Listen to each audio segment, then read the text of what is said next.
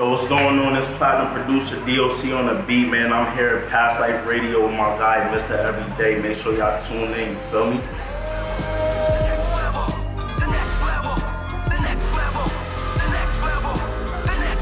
So what you trying to do and who you really want to be? Everybody wants a shot to be the top in this industry. So what you trying to do and who you really want to be? Everybody wants a shot to be the top in this industry. I follow me, never walk in another man's shoes. Fake we good when you know we ain't brothers. I set my goals, aim high. I'm shooting for the sky, and I'm never giving up or quitting till the day I die. Seen a lot of them come and a lot of them go. The pedigree of champions is the best in show, but with no dough, you won't even. So yeah, man, like I said, I got DOC back on the beat in the building, and we're gonna really get in tonight. So first things first, let's talk about the humble beginnings, of where it all started from. Where are you from originally? Where you born and raised at? I was born in Long Island, and then I lived in Queens until I was probably about 5, and then I moved up to Albany.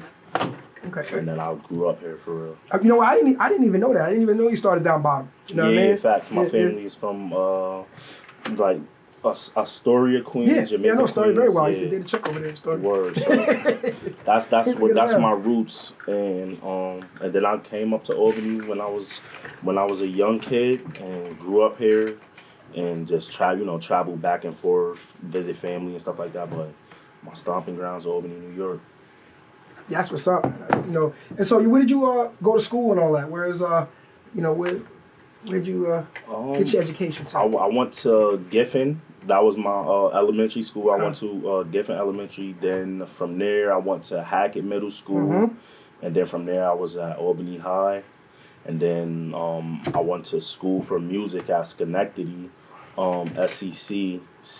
SCC, yeah. Yeah. They should have just leave the extra C off. But, right. But yeah, that's where I went to school for like music business and, music theory, all of that type of stuff. And graduated from there. Music theory, that's interesting. So not to get too far ahead, so you write music as well? Like you can read and write music and all that? Yep. That's official. Yeah, that's official. Facts. I haven't done it in a while, but I can. Yeah. So we're gonna get deep into all the aspects of all of this, bro. So but I want to stay with the beginning part of like your family. Mom and dad in the home? Was mom and dad in the home? Yeah, Okay. yep. So what was that like? What did mom and dad do? My dad, that he's really, both of my parents, to be honest, is like a major reason of why I got into music. Cause my dad, he always, had the studio. He would record artists, had his own like label and stuff like that. And my mom would be rapping, but like as her job, she was or still is, but she does like cosmetology. So she owned her own shop. And then my dad, he's like a union rep. So he was like, he doing like, work or getting better wages he did like through the hip hop fest back in the day. Heard it. So, your pops used to do that. That's what I thought. Yeah, word. That's what I thought. Word, so. Yeah, so you really came up with a real great role models for that, for grinding, for getting to the bag, for just leveling up and doing different things for the community and being active, man. That's important. I mean, a lot of people don't have that, those opportunities in life and with the proper parenting and it's important. That's why I like to hear these types of stories. Everything doesn't always have to be like a tragedy for people coming up and you coming from the super broken homes and things like that. Like, it's good to hear like, black excellence and different, people building with their families and building their children up and getting them in position. Because that's what they did. They empowered you and then put you in position because they gave you that brain to be able to function. You know what I mean? Brain and just the resources. And the resources. And that's a big thing. That's important. So obviously, like your parents were a big influence on you. But is there anything else or anyone else who inspired you to really get into music, like professionally? Was it really just your pops? It was my parents, and then one of my teachers in elementary school, Mr. Dudley, because he was a rapper, and he was just like the coolest teacher for real. Like he would just always like do projects with us, and a lot of them will be like creative stuff because of his background with the music. So like that was like somebody that inspired me early on to just do music. Church, because that's how I really learned how to play instruments like the drums and keyboard and all of that. I was gonna ask you that. So yeah, are those all? And you play the piano as well? Yeah. Now, this is like, I'm gonna get a little bit ahead with this, but this is an important question. Would you say that being able to play the piano has helped you become a better producer?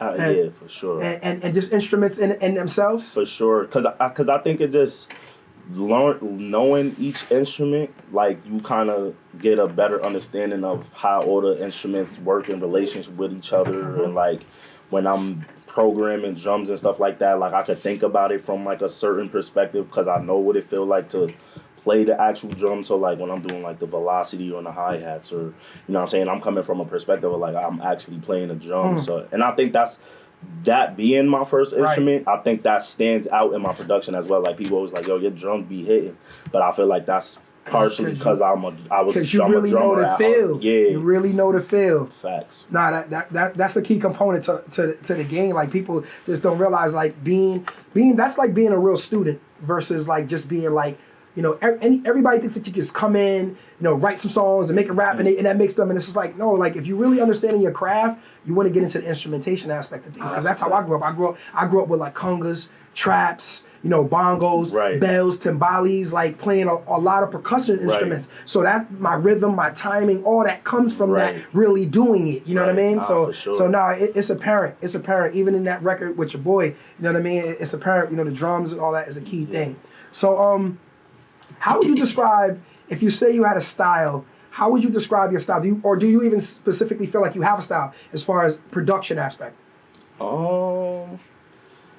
That's a good question, because I think I'm like versatile. Like I try to be versatile with different things, but somewhere in there it must be some type of style to it, and I'm not really sure what it is, because like, you know how producers like put a tag on it and stuff. Like I don't really do that unless it's certain songs, or like if I feel like it sounds good on a song. But people still are able to tell, like, oh, yo, you did this one, and I don't know. I really don't know exactly what it is that people just know that. But there's people whose whole life is about distinguishing people's styles of music and everything. Like, really? Yeah, so that beat type beat. Yeah, so that's like crazy to me, to like, wow, like damn, I don't know. I don't know what it is that I would guess it's probably like just like the certain drums and sounds, or like certain sound selection maybe. Facts. But yeah, I would like to say I don't really have a particular style that I go with. I just try to go with whatever feels good at that moment. I done pop stuff, R&B, hip hop. I done tried a little bit of everything. Where does your direction come from at any given time?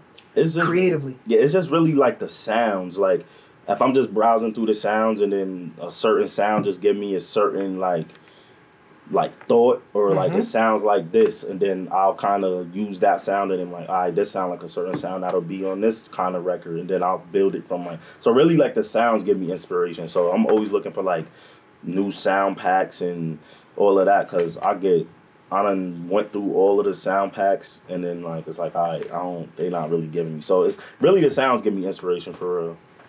What would you say is your greatest challenge right now? You know, being trying, because let me not even get too far ahead. Let's talk about you as an artist as well, because we we touched on the production aspect, and I do want to get back to that. But you're also an artist as well. Yes. And and you kind of started off in that lane as well. Like even when you know what I mean? Nah, for sure. You know, so like where did that come from? Like let's talk about your early beginnings. When did you start rapping? And really singing too, right? Yeah. Because that's how I knew you. I knew you as a singer before anything. Nah, that's a fact. Yep. So I think the first time, well, like, all right, so at church, when I was in church, I used to be in the choir and stuff like that. So like that's where I kind of got the whole, singing aspect and like getting into that lane of just being like vocals. But as far as like me making songs, I probably recorded my first song like 2007, 2008, like 7th grade going into 8th grade, or 8th grade going into 9th grade. I forget which one, but that was like when I made my first rap. And really during that time I was just like remaking songs that was like popular songs, and I would just like write a verse to it or something like that. And then I think 9th grade is when I made my first official like produced the song, like made the beat and like original all the way through. And that was a song called Let's Escape. If anybody out there that's listening right now remember that one, that was like a classic in high school. Like I remember, I was way more shy and shit. Like about my mouth, I was way more shy back then. But like I remember coming into class and then my English teacher in there watching the music video, and I'm like, dang, if I would have kept that joint up, how many views would have probably had? But I was like, yo, why y'all in here watching it? And I just took that joint up for YouTube. Man, you can't never. Word. I wish I had it though, right, for real. Right, you can't, that. But I get it though, like, you wasn't ready to like expose yourself to the world yet. Yeah, you wasn't ready to word. stand out in front of your art and have it critiqued and have it judged, you know. And that brings me, to another question. When you create music, from as far as like a song aspect or working with any artist, do you feel like you have any limitations in what you create? And do you go into it thinking like, because the climate is a certain thing, I can't make a certain type of record? Not really. Like my approach with records, like as an artist, really is like what I'm really feeling. Like I gotta be in a certain mode to like create music as in terms of the artist standpoint. And I think the only thing that's like the difference, like in terms of just like with the sounds, I think that's just the thing that I like constantly try to update. Like I might have been rapping on these type of beats then, but now it's like this is the new kind of direction of sound. So it's like trying to figure out how to still keep my element, but just in a newer space. So like that's kind of how I approach the music. I mean, I like that because it allows you to just have the freedom to paint whatever picture you feel based on that. Like, so I feel like sometimes you could be trapped in, like certain artists are kind of boxed into what they do. You know what I mean? And you never really want to be able to be boxed in. You want to be able to paint any type of picture. Tupac was a great artist at doing that. Biggie was a great artist at doing that. There's certain legends. Like Eminem's a great artist at doing that. You can't really say like they just got one style. Right. They have multiple voices, multiple deliveries. And even as a producer, I feel like, you should even be creating all types of landscapes. But I was curious because, sometimes there's like, there's a vibe that comes with trap music and stuff like that. And in a way, like, some of your big records kind of are falling with that type of artistry, right? Like, like Jada Prince, he's kind of like, you consider him a trap artist, right? Or no? I wouldn't, I mean, some of his recent stuff, but I wouldn't really consider him a trap artist. I think he is a more versatile artist. Like I done heard him do like, you got like Spanish records, you got pop records on his last project. He just dropped it's kind of like an EDM sounding song. So like he's very versatile. Okay. I think he's still like in that stage of just finding that sad so lane. But he's a lyricist though for sure. While we talking about artists, what artists inspire you currently in hip hop? Currently, I'm gonna be honest, I really don't be listening to a lot of music, which is kind of weird.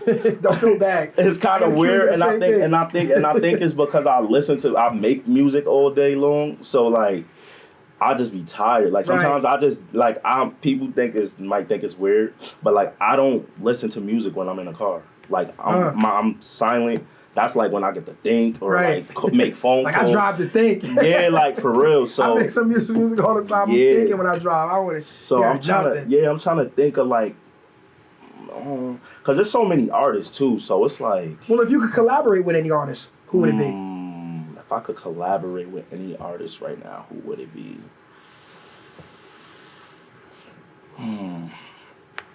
That's on the come up. Well, I mean, I got this artist right now that I'm working with as well. Her name is Sada James, and I think she's super dope. Like, she's gonna be like. Is there anybody like mainstream though? Like, if you had a choice right now, like looking at what's out there in the climate right now, if you could pinpoint an artist to work with, who would it be? I ain't gonna lie. Yeah. I want to work with Ice Spice. I think she. Okay. I'm not mad at that either. I think she's dope. I'm not mad. That would be a dope collab. Nah, it would be a dope collab, and I became a fan of her after I watched one of her interviews. I'm like, nah, she actually like a dope person. Like I like her personality. You root for her because she's like an underdog, and most people are not genuine and sincere like that. Right. You know what I mean? And maybe that's because she's still so new. Because that's what made me respect it. I'm like, oh, like a lot of your moves were intentional, and you're still very new at this. So you only have so much. You have so much. You're like, you know what I'm saying, growth that by the time you get to that status, she's still very young in her process. Yeah, so she has a lot of I foresee growth. her like really going, like she doing her thing. So I would work with Ice Spice. She That's what's up. I ain't mad about that. And it looks like she's getting better. Like she's shedding like that little, like the kid image, like the high school girl image. Right. You know what I mean? That she's shedding that. She's starting to become a woman in her swag. Right. And that's for important. Sure. So what do you feel are the greatest challenges that you find being an artist?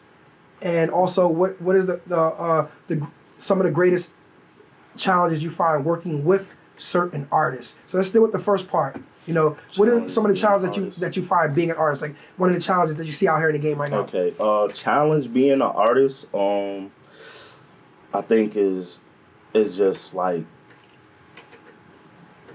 finding that thing that differentiates you from other artists, because there's so many artists that's coming out every day, and just like. And like finding that, like just really finding a niche for yourself to, to just activate find your lane, or even just like me personally, like it's just like having those right pieces in play, because I think everything is like so visual and so, just with the TikTok and Reels and Instagram, it's like you always gotta constantly be putting yourself out there. And I'm like a private. Like, I like to just be chilling in a cut. Like, I don't, like, you know what I mean? I'm not, like, I will consider myself, like, I'll be like a J. Cole type artist. I'll just pop out that's a fact. once every 3 years. And that's actually one of my talking points that I wanted to discuss, is that you're very low-key on the social media aspect. Now, I was going to ask you, do you think that in any way does that hurt you being that low-key? Sometimes I think it does like a disservice, because to me, it's like, the way I see the internet sometimes, it's like so much of a, like smoke and mirrors kind of thing. Fake. Yeah, it's fake. it's just fake to me. And I just don't, I can't, it'd be hard for me to partake in. Thank you. I go through that all the time. Like some of my best shows that I've produced here went to the smallest of crowds, but those are the crowds that got that gem. And the reason why I went to the smaller crowds, because I didn't do my due diligence and do a whole bunch of promotion and this and that, because of that same thing you're talking about. Sometimes I'm just like, listen, if you don't get it by now that you should be tapped in, I'm not going to sit up here and do 1,000 TikTok videos and dance around and you know what I mean, and look at my show, look at me, like, you know what I mean? Because it gets corny. And it's work, bro. Like that's really a job in itself. Like that is a full-fledged 24-hour a day job that I just don't really personally have time to be doing.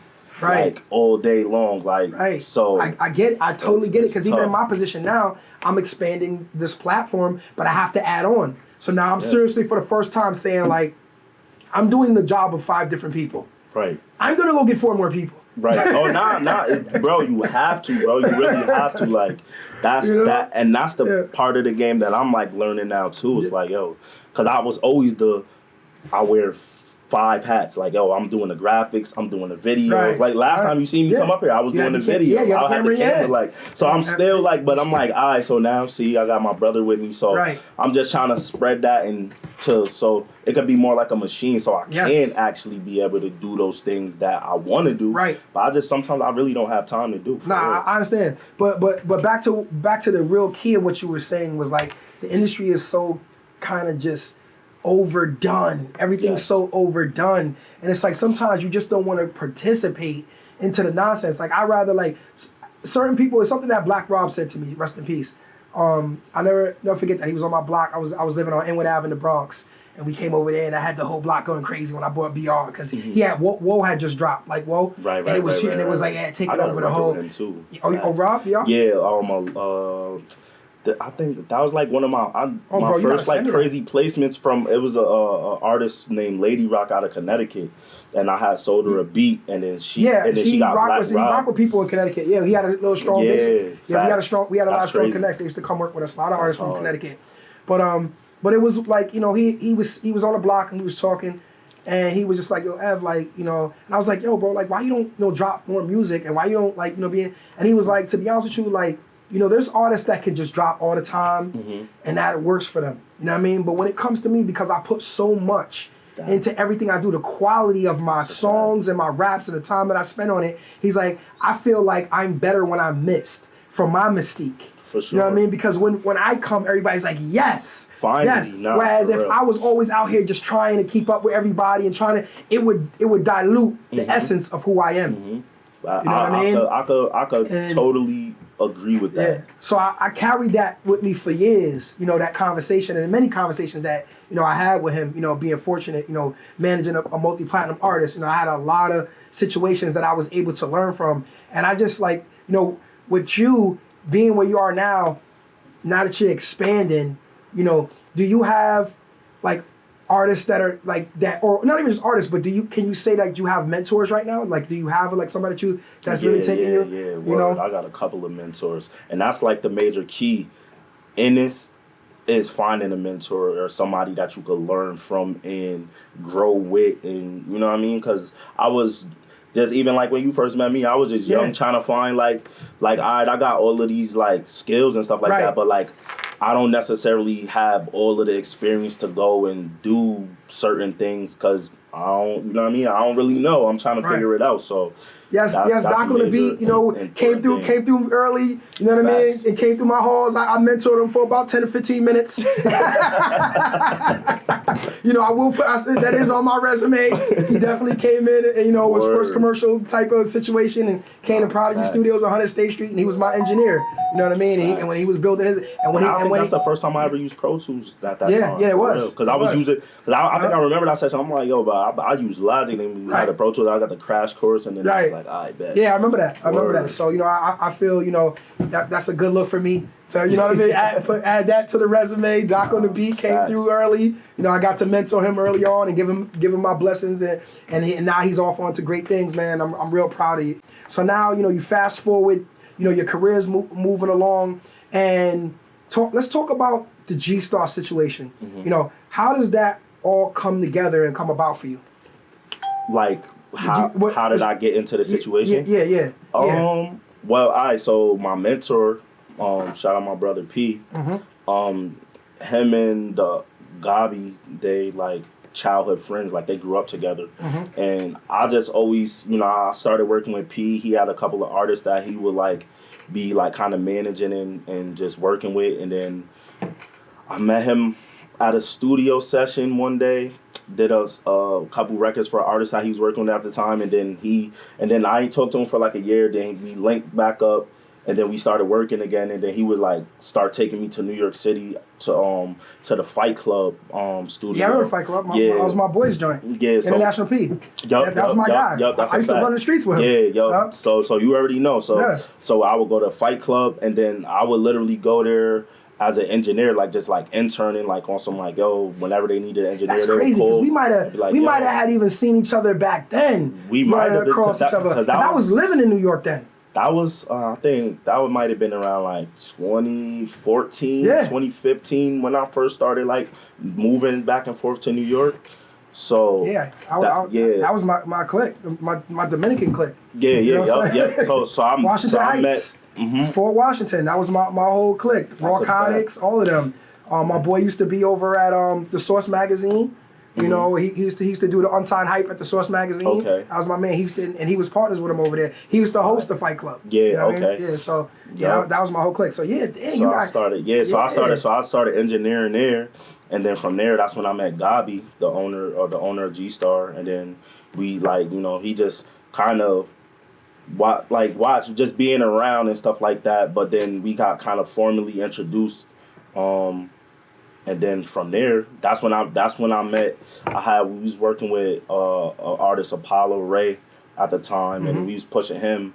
And then that kind of got Gabi attention, like all of the moves he was making with him. And then around that same time, that's when I met J.I. and everybody. It just kind of all came together. Yeah. Like, was this like 2018, 2019? I was reading your bio, man, and that was one of the things that really connected to me when you talked about how you was you was working. And used to drive down to the city. Facts.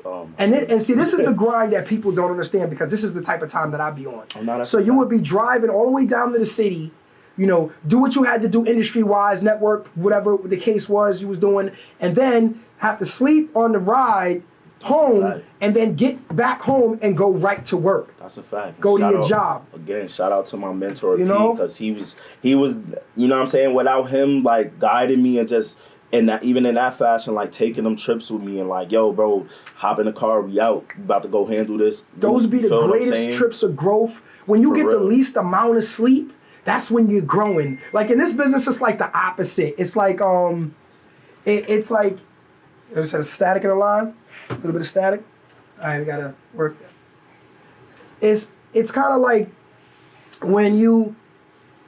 the opposite of like when you get a lot of sleep. In one sense, it's like you're growing as a child or you're growing as a human being. Right. You need more sleep. When the entertainment business is the opposite. If you're sleeping too much, you're not getting enough work done. And I know the greatest accomplishments I made was when I didn't get any sleep at all, and I just went from one situation and literally came back and went to a job or something. But it was like the feeling of accomplishment. Right. So you can't you know, like, this is the growth. This is when I'm getting ahead, because while everybody else is sleeping, I'm up, getting to it and advancing. So it's like this is the industry. You can't. 3 in the morning. Yeah, you got to be ready. You can't get done at 3 in the morning. Like, I would get off of work at 5, get on the road by 6, be in New York by like 9.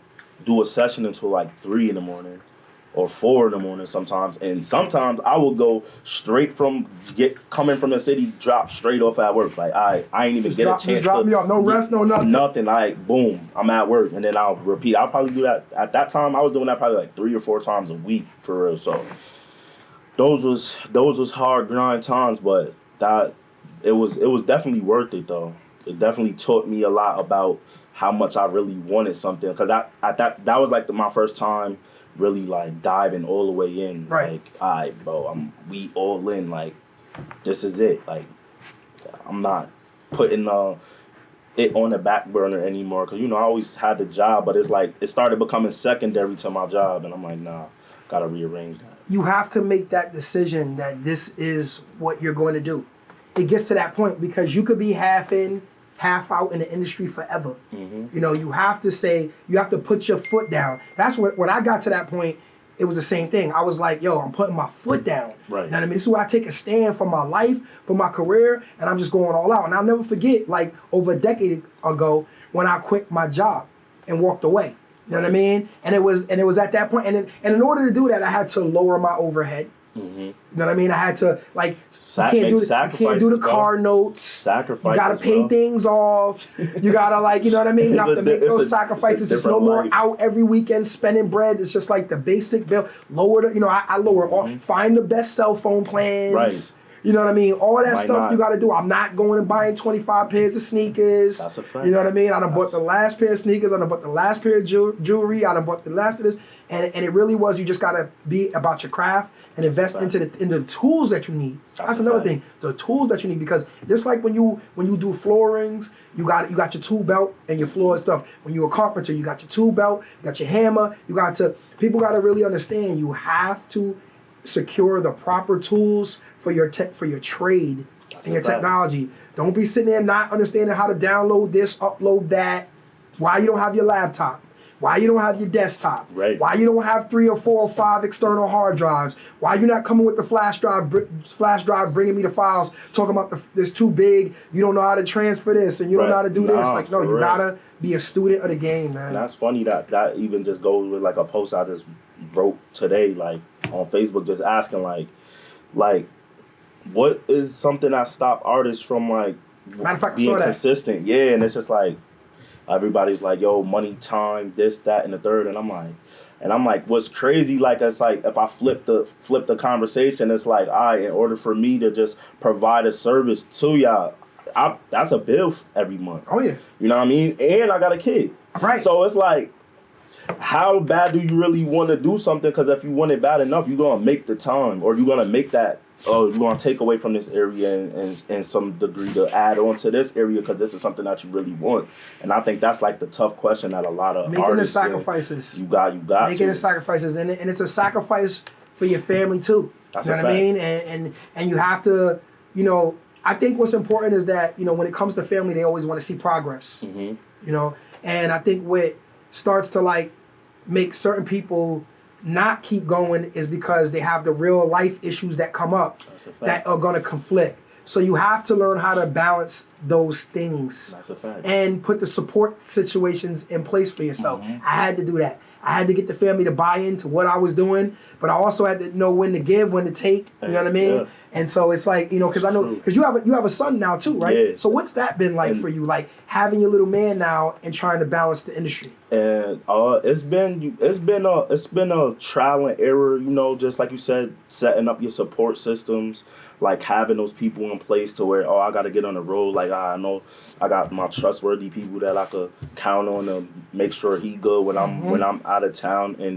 And honestly, real talk, that was like the tipping point for me was when my son was born. Same here. I literally just looked at life and I was like, I've been doing this, like you said, I've been doing it for a long time because I've been doing it since young. So at that time, I was probably 10 years in, like, I'm 10 years into this. I done did a couple of things, but I'm still not where I want to be. But it was kind of like at that time, I was just in that scenario or that space of like, okay, I could see the potential of where I'm going to be. And then I just said, you know what? I'm about to just take this chance. I remember thinking like, I'm bugging right now. I'm about to quit my main source of income to chase this thing that I've been chasing for 10 years. But then I just saw the potential in the situation. And I also believed in what my capability was. You got to believe in yourself, but you also got to be realistic. And this was my realistic part is I said, you know what? I talked to my moms. I said, because I had to move back home. So I said, you know what? I said, I'm going to give this a year, and if in a year time I don't see no substantial, like, progress being made, then I'm going back to school, I'm going to get a trade, I'm going to do something different but I'm going to give it 100% everything I got in this year time. And if I don't see no difference, then at least I'll feel good knowing that I gave it everything I had. Like, you feel what I'm saying? Yeah, so absolutely. That was like a tipping point. Yeah, I mean, I think, you got to kind of call yourself out like that, and it takes a real man to kind of admit that, you know what I mean? Like, hey, this is where I'm at right now. This is life for me, and I got to make a decision. Like, it's now or it's never, or you know what I mean? Nah, for real. If I don't see what I need to see right now, then hey, it ain't for me. Done. I was like, I'm done. Thank God it ain't. You know what I'm saying? It's not for me. So I just kind of left it in that space, and so that was a challenge. But. Let's get to some of the songs. Like, so what would you like right now? What would you say is the biggest artist you've worked with? Biggest artist, yes. Like J.I. and Lil Durk. Like those are two for. And right now, currently, where's the? I think what is it? Is it the J.I. record? How many streams does that have right now? How many views right now? You got like 120 million or something like that. I think it's like 150 million. Word. That's really changed my life for real. And what record is this? That Need Me. All right, you know what we're gonna do? We're gonna get into that record right now. So let's talk about this particular record. What were you thinking when you were about to make this record? Like, did you even expect it that it was gonna take off like this? I didn't really know what to expect because during this session, I think we recorded another record that he had on his first EP called Pain. And like that was the song that we actually recorded that session, but then like it was towards the end of the session we got done recording, and then he actually came to me with the idea of like, yo, this song, like I want to try to flip this and make it like something different, like with the reggaeton type of drums or whatever. So then I just started playing the melody on the piano and whatnot, and then we just made the beat that session. Oh, like, so you played out the piano and all that? Yeah. I just like replayed the piano, did like sequence, they put it all together, and then after that, we did like I came back up to Albany, and then probably like a couple days later, he sent me the record. Like, yo, I did something to that beat. And the crazy thing is that at first he didn't even really like. He was like, I don't know, like he ain't really know how to feel about it because it was different for him. Because he wasn't really on like melody so much, right. If you remember him from the rap game, like he was really like on some battle rap, like that was his vibe. So that was like a totally different vibe for him. But like I just remember he dropped it on SoundCloud. Yeah, he dropped it on SoundCloud, and I just remember the day that I knew, like, nah, I think we got one. I was just sitting there. I was in the car just bumping to it on like, just bumping on SoundCloud. And then, that was my first song that, like, reached 1 million. Because, like, right before that, like, the song, I had a song with Apollo, that joint. That was my first 100K. And then that song was my first 1 million. And then it just was going crazy on SoundCloud. Then I'm listening to it. And it was just a nice day. So what's the RAA on that right now? It's platinum. It's platinum. Yeah, facts. That's fire. That's I fire. got that. So we're going to get into this right now. This is Need Me, platinum record with Doc on the beat. And Jay, let's go. DLC, like, continue that what we was talking about, man, because I think that was, like, you know, a part of this record right here just being so instrumental for you when we was talking about, like, how worldly this particular record came. And tell me how, like, what you was explaining to me about the feeling when it started taking off different places, like, what it felt like. Yeah, so pretty much, like, when this song came out, like, this was, like, the first song that I produced that hit 1 million, like, when we first dropped it and it was on SoundCloud and stuff like that. This is, like, pre-video, like, the video wasn't even out yet. And I just remember sitting in the car and just, like, vibing. Like, it was just, like, a nice day, too. It was, like, sunny. I'm, like, just bumping in the car. When was the first time you heard it? It was in the radio the first time you heard it? Like, nah, he sent it to me in a text. Like, he sent it to me. I bumped it. I'm like, nah, this joint is a vibe. Like, I'm like, it's a good song. But he wasn't really sure how he felt about it. I'm like, nah, this joint is a vibe. Like, he wasn't sure. Yeah, like, you know what I'm saying? He was like, I don't know, bro, because, like, I don't really like the singing part. Like, and coincidentally, that's, like, people's favorite part of the song. Like, when you drop that, bro, they be screaming that part. So it's just crazy how you just never know. And I was just about to say that. It just goes to show you how, like, sometimes, just like, put it out there. As artists, we're too critical of our own selves and our own style. And you really got to let the people, you know, determine, like, what they love. You can't get caught up on one record that you think is gonna be the record, and it winds up being a whole nother record. That's the vibe for people, you know. So you got to take that into consideration in your creative process, you know. And like, as I was saying, like, it has that dance hall, like, it's cultural. It has a cultural vibe to it, and it is the singing. It is the singing that really, you know, the melody's dope, but the singing just really takes it coast. Like, you could be like, you could be on a boat with this, your lady sipping on something. You could be on an island somewhere. You could be in a cut, you could be in a hood club. Come on. Yeah, like, you really could play this record anywhere. They was sending it to me, yo, hookah lounge lit, down south hookah lit, lounge lit. LA. I'm like, yo, they really rocking this joint, like, everywhere. And then and then it was crazy because then it started hitting the radio up here for real. Right. And I would just be like, oh, nah, like, all right, like, because, you know, in New York City, that's where you from, so that was like, all right, what changed for you personally after that? Like, in terms of, okay, now this record is out, it's really taking off, and once people really found out that you did it, how did your life change in any way, in any real way? I just got a lot of just people hitting me up from all over the place, just, like, that I ain't gonna lie, that at first that joint was kind of overwhelming because I'm like, all right, bro, like, I can't even respond to all of these people. Some of these people I don't even know. Plus, like, you low key anyway. Yeah, so exactly. So it was just like a double effect because I'm like, I don't really be on social media like that anyway. But people just start finding you. And this is what I mean when I say, like, sometimes being not as involved in social media can hurt you, because it's possible that you could have sprung off that even crazier just by the interactions and the communications, because you just never know. That's a fact. Like, do you just never know who you're talking to or who their resources are? I got a crazy story. You know what I mean? Talk about it. I got a crazy story for that one. So example of, like, exactly what you just said. I had a guy from, I believe it's called S10 Entertainment or something like that, and he's a manager for Normani. And you know the song she got with Cardi B, Wild Side. Yeah. And this is my right hand. He hit me in my DM like, yo, love your record, need me, da-da-da-da. We want you to produce this song. We gave me the whole layout of, like, what they wanted. Oh, these are some examples of samples. Whoop, whoop. And gave me the whole layout. Like, yeah, we gonna get Cardi B. We gonna do this. So I'm like, okay, like, but, you know, I'm still new to it, so that's when I first, like, got, like, management and stuff like that. So you know how the game is. Like, you got to kind of move by certain code, or you got to make sure you tap in with the right people and make sure everything, the chain of command and all of that.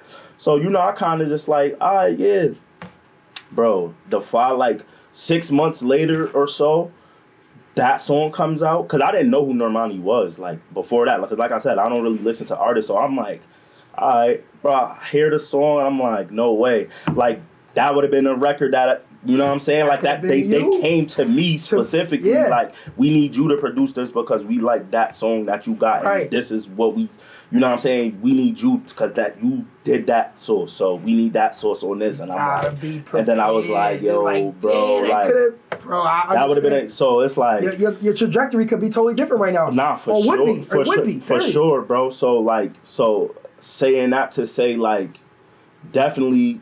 That was a learning experience for me of like, I kind of gotta be in this, like, cause that's when I started taking more pictures. Like, I wasn't even like, I don't like being in front of the camera, to you even now. Taking pictures. You're gonna have to do a few photo shoots, sir. Oh, nah, for sure. I tried to grab some stuff off them and I was like, these are personal flicks. These are family portrait pics, bro.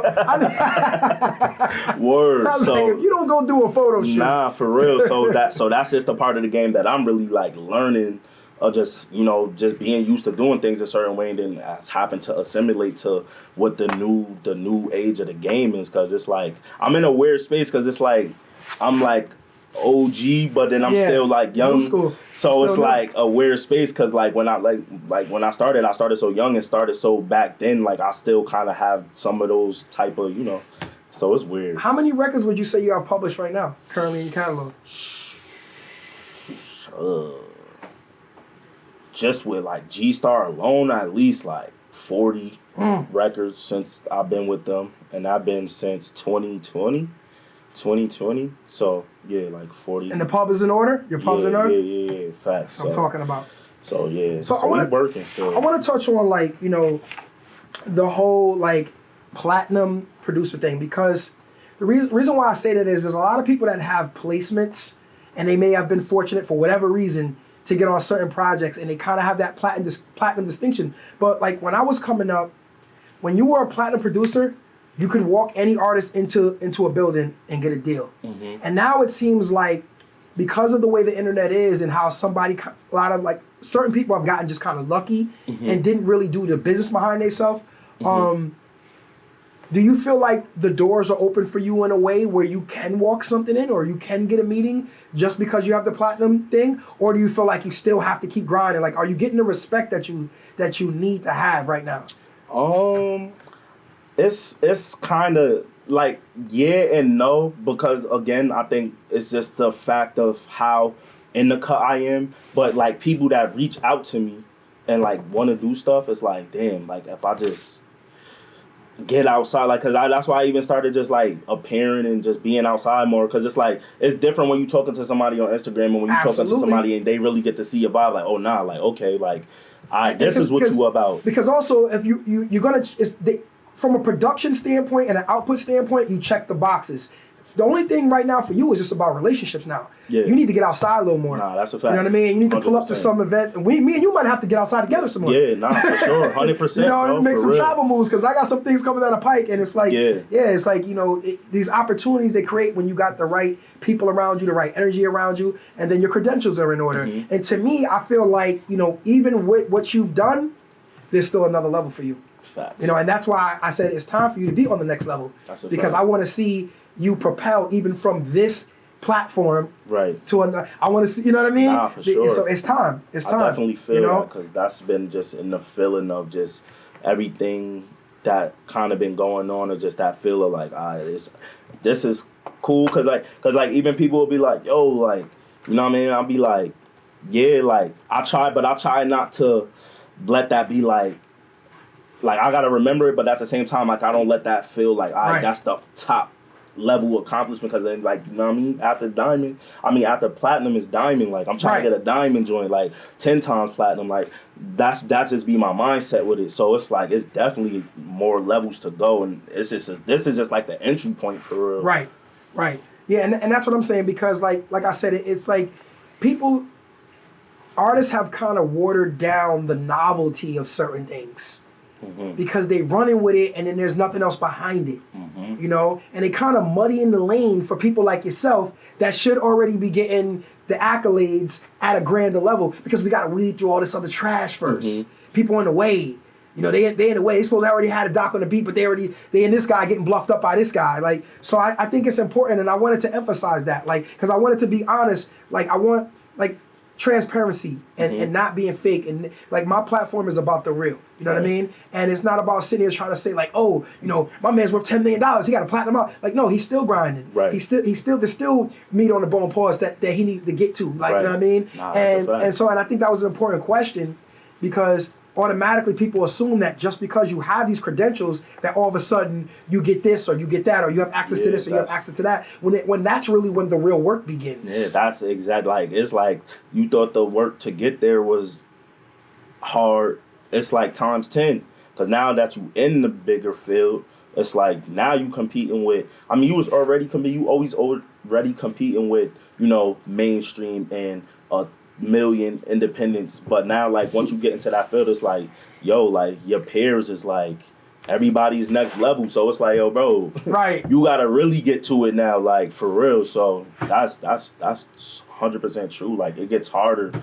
It doesn't necessarily get easier. I mean, the only thing that gets easier is that I'm able to open up dialogue with certain people and conversations because of the accolades, but it's like I still gotta show and prove that work. You still have to. Even when you're there, there's still another level. That's a fact. So I want to get like a little deeper into our discussions and talk about streaming.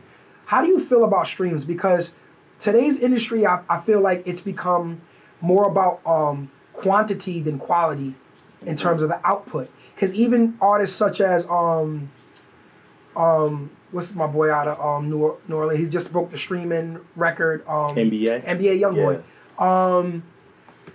At one point in time, dude was putting out an album like every time you turn around. Like, he was out of Wild Week type thing. Right. Like when I looked at this dude's catalog, I was like, yo, this is ridiculous. But there's like a method. There's a method to that madness, because the more you keep killing the algorithm, and people are gravitating to it, but it's not all hits. Like every single thing he's putting out is not hits, but it's almost like a run-on sentence to a certain extent. Like it's almost like a never-ending song.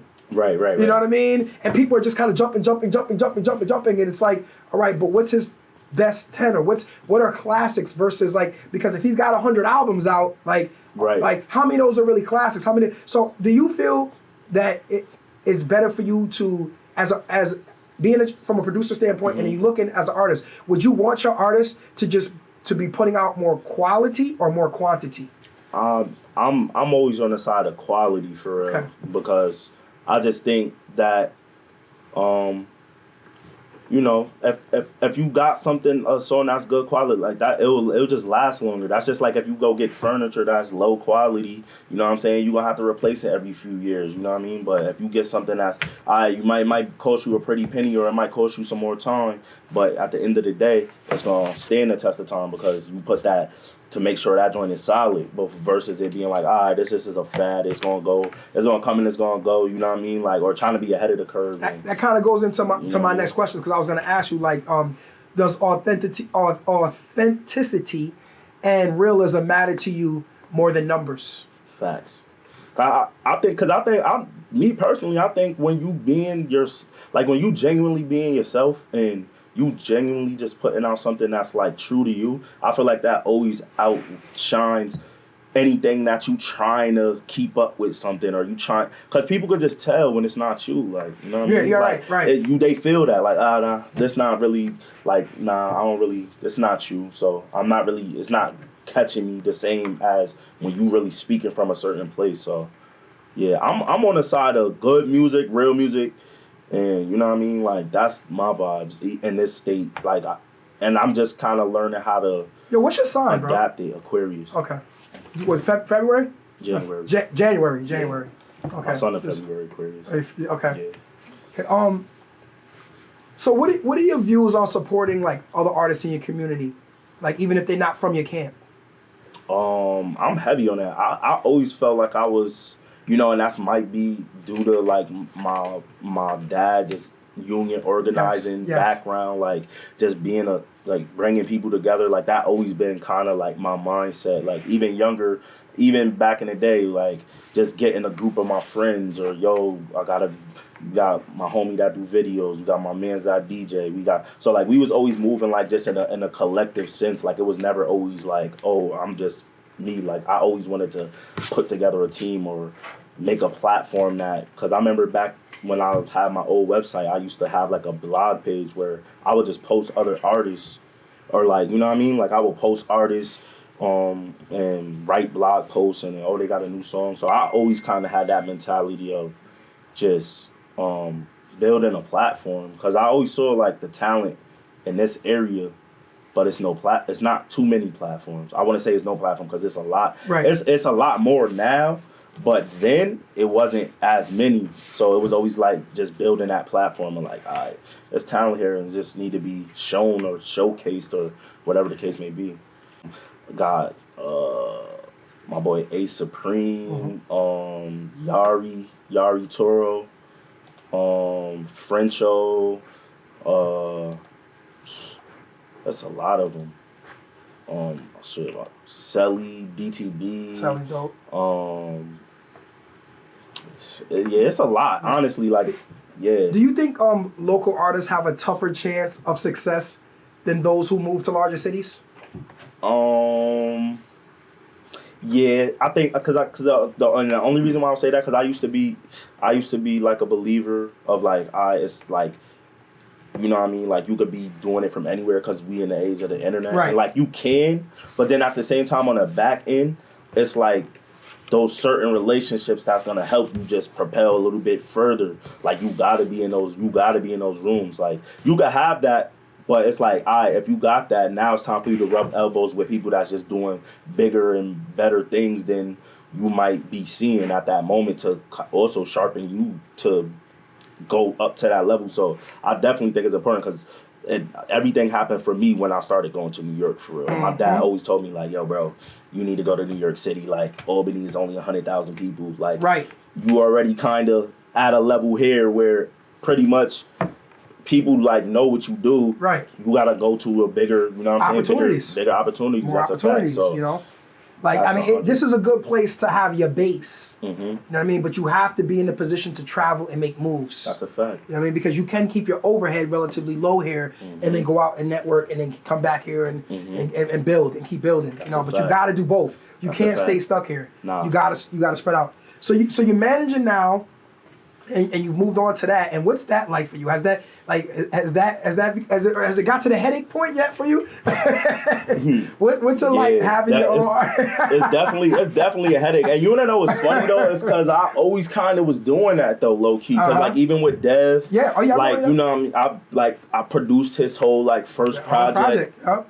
And then even just like that was like my first I would say like testing that ability, like working with him, like, cause I remember he used to like be on some football, like he used to play football and shit. Well, my bad. Yeah. He used to play football, but then I'll be like, yo, bro, like, I heard a song that he did off of one of the beats. I'm like, nah, actually, you actually nice. Then I'm just like, all right, you know what, like, let's just work. Like, I already got the studio, I got the beats, whatever. Like, let's just work, and I'll be having my mans do the graphics and kind of like directing a little bit, like from behind. You was already building in that fashion where you was going to go into management ultimately anyway. Yeah, because even then, like we had like our own little like label camp or whatever. So we always had that like that business mind, and again I just attribute that to my dad because he always just taught me like, yo, make sure that business part, you know what I mean? Like he always like if you're listening right now and you're a male and you have a child, understand the importance of being there for your son. Facts. Because this is the prime example of what happens when you raise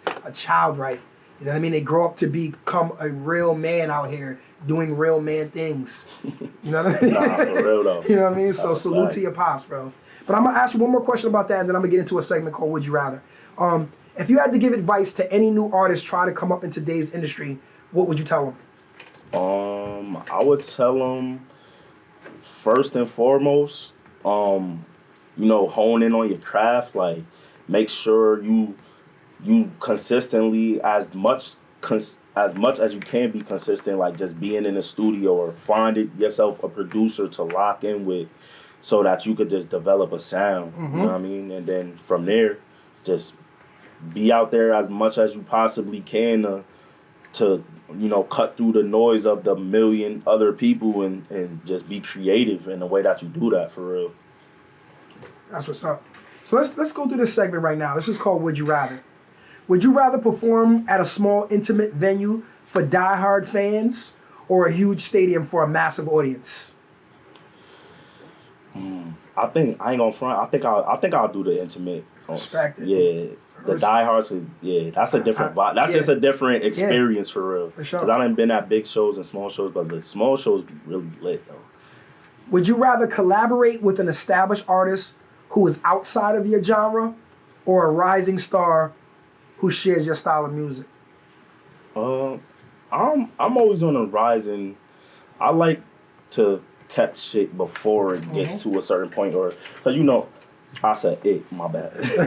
Nah, you good on the podcast, but on the radio, I'm just dumping. That's fine for the podcast. But yeah, I always like finding new talent for real, because I feel like once you get to establish, like people kind of have their own network, and it's like you gotta do like, nah, I don't really want to get into trying to fit in where nah, like if we cross paths and we in the same type of time and we work, then that's cool. But like I'm on some like I'd rather find the next new person to be that person that I'm trying to get with. Would you rather produce your own beats and instrumentation or work with a team of experienced, established producers? That's tough because I've been recently, because I always did everything by myself, but also I've recently been like collabing with more producers, and sometimes it helps because people see different perspectives and things like that. So I would lean towards like working with a team of people, because at the end of the day, like two minds is better than one. Feel me? And shit, it don't matter if we gotta break it down 50-50 on a whatever, like, you know what I mean? If it's a huge record, it ain't gonna matter anyway. And if you got a few of those, then it really ain't gonna matter. Right. Would you rather release a full-length album or a series of singles or EPs over time?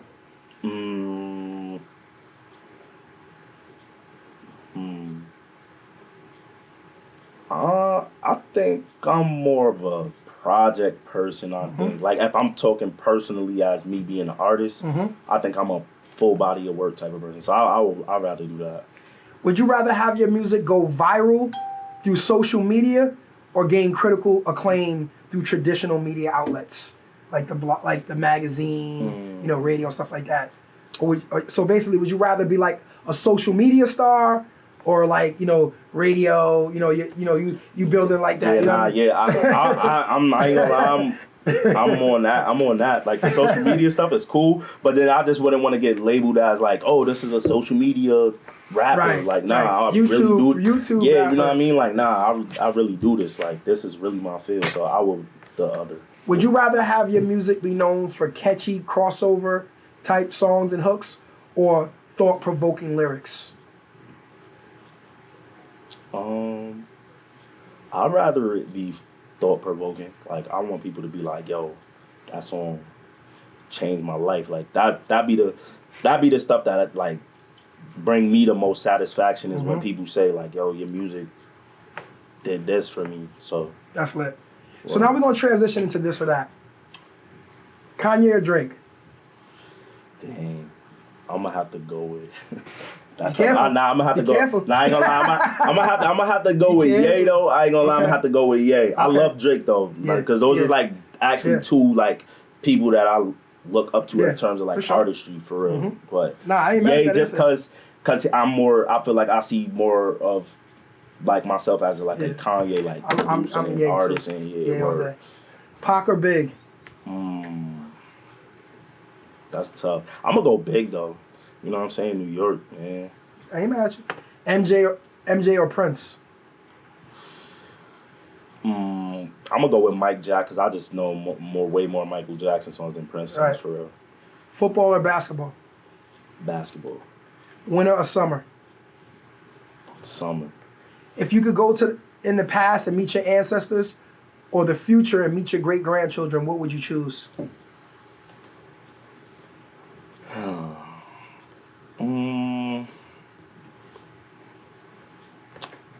That's I ain't gonna lie, that's a crazy question. I guess I don't know. Maybe I guess I would want to see I would want to like learn more about my ancestors for real, to see like where everything really originated from. It will give you a lot of perspective. Yeah, for you know real. What I mean? Henny or Grey Goose? Henny, for sure. Can't do vodka. You know vodka. Hot coffee or tea? Tea. More time or more money? It's more time, bro. Honestly, like, yo, that is the most important currency is if time, I could get bro. like another 5 or 10 years, like if I could go back, just 5 or 10 right now, woo, like, give me that time back. Give me that time. For real. Without the internet for a week, or without your phone, if you had to choose between the two.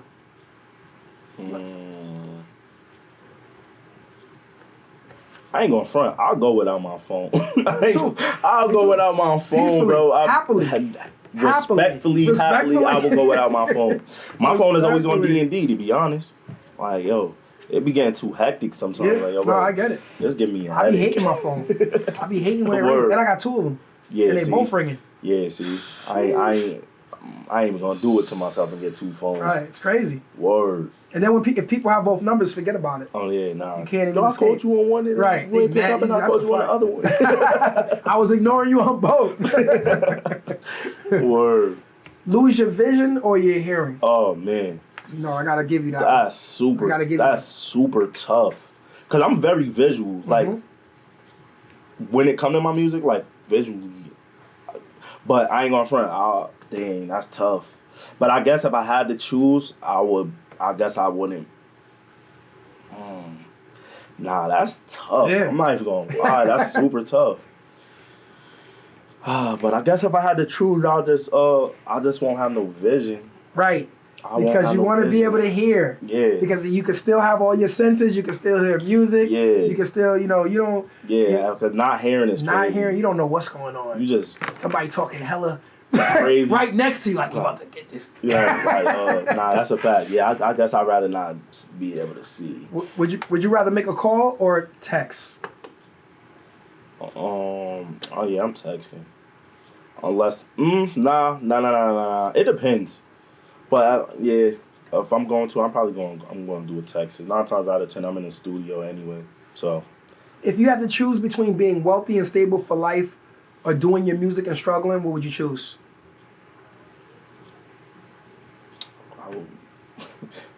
That's a nutty question.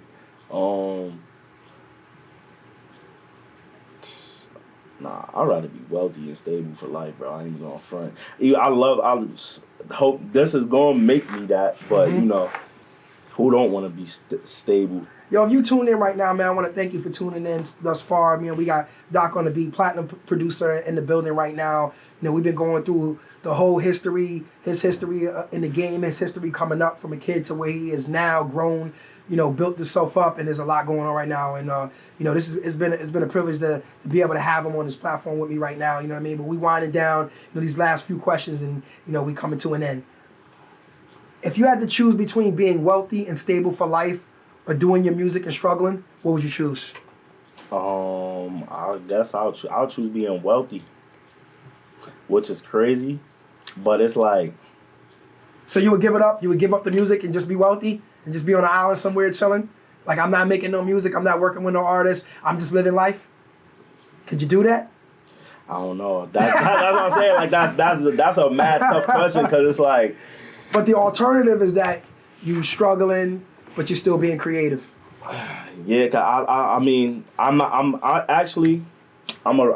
rephrase that, because you want to know why? Because when I'm not being creative, like, I feel like I'm not myself. Right. You know what I mean? Like, I really be on some like, dang, like that. It's almost like a depressive thing. Like, dang, I just want to create something. So. Actually, I probably would rather do that, to be honest. Just grind, just keep grinding. grinding. Yeah, because I mean, music got me through so many challenges in my life, so many hard times. Like, I could always look and be like, so it almost kind of makes this a moot point, because I almost feel like I know what you're gonna say to this, but I'm gonna ask it anyway. A long career of really good music, or the biggest hit record of all time? I want the longevity. Yes. For sure. Yes. And it's crazy because I always thought like, yo, my first one, I feel like the first one is gonna be mad crazy, and then it ended up being like that. But I'm like, yeah, that's just the tip of the iceberg. So now for the last question of the evening, if you had the option to be a superstar hip hop artist or a superstar producer, what would you choose?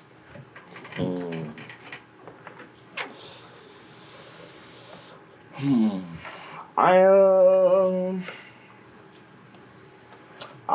would say I'd rather be a superstar producer in the cut. Okay. Cause I like being in the cut, but then it's like 50-50 split because I feel like artist wise, like I feel like I have a lot of perspective or just different stuff that I want to just be able to also, you know what I'm saying? That's why I asked you that, because I see you now potential, like before, the engineering and the beat side made more sense to me looking at you. Because image wise, like you hadn't grown into yourself yet. Yeah. I can see it now. Yeah, you know what I mean? Nah, that's a fact though, because you know, like I think that just come with like me just growing, like you said, growing into myself, and just like now it's like I don't know, that it's just that I got used to being in front of the camera. Because I never wanted to. I remember my manager telling me like, yo, bro, you gotta start just paying attention. Because I'll be like, bro, I'm walking, white tee, whatever.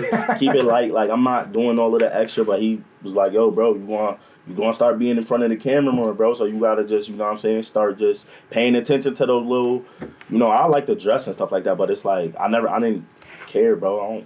Stuff like that I never cared about. So now it's like, I do actually pay a little bit more attention to that. So now I feel like I got my practice, like even with just doing the YouTube stuff and all that, like it's like I'm comfortable in front of the camera. So what's the end game for Doc on the beat? And more importantly for Kasim the man, like what do you see yourself in the next 5 to 10 years? Where would you like to see yourself? Where would you like to, when this all shakes out? Who do you want to be? Man, I just want to be one of the greats, one of the people that, when you look back in time, it's like, yo, you made a significant impact or change on just the music landscape and just being an innovator in the game for real. Like, just doing stuff that people not really thinking about, too, because, I just like a lot of different multi-dimensional person. Like, I'm not, like, the music is like what ties a lot of things in my life together. Like, that's like the vehicle that's going to drive me to a whole bunch of other stuff that I got in my mind that I can't wait to share with people, but it's in due time. So I just want to be like a real innovator in just a creative space for real. Like, that's like my end goal, like, for real. I love it. Brother, man, first of all, I got to applaud you. Yeah, I get the applause. Just let that sink in. For a second. Get all that out. Get all that out. Yeah, man. I want to thank you for coming on the platform, man. And I got people checking in on me, giving me updates and telling me like they really feeling the interview, because one of the things that I really like to do is for things to be like authentic. Mm-hmm. You know what I mean? And informational. I'm big on doing things that are going to be impactful and not just self-serving. Right. You know what I mean? So, the main purpose why I created this platform was to allow people that didn't have a voice to have a voice in a stronger way. You know what I mean? And also people who do have a strong voice to be able to yell a little louder. Right. You know what I'm saying? Sure. And so, I appreciate you coming on here and giving, all your years of wisdom, because you make it realistic, you make it, clear for people to really see, like, forget all like the fake stuff that you hear about and that you see about, because we have a false perception sometimes and think that, we're going to be able to duplicate certain people's success when we don't really understand, the travels that and the sacrifices that they make. Right. So I love when I'm able to bring somebody on of your stature, for my audience to really hear and understand, like, this is the real struggle. Yeah, this is what's really going on behind the scenes. This man got dirt credentials. This man got, platinum credentials, but he's still grinding and he still got to work and he still got to put that work in, and he's still humble. You know what I mean? Appreciate so I appreciate you, my brother. Once again, let me get the claps in, bro. Yeah, we got to. Yes, sir.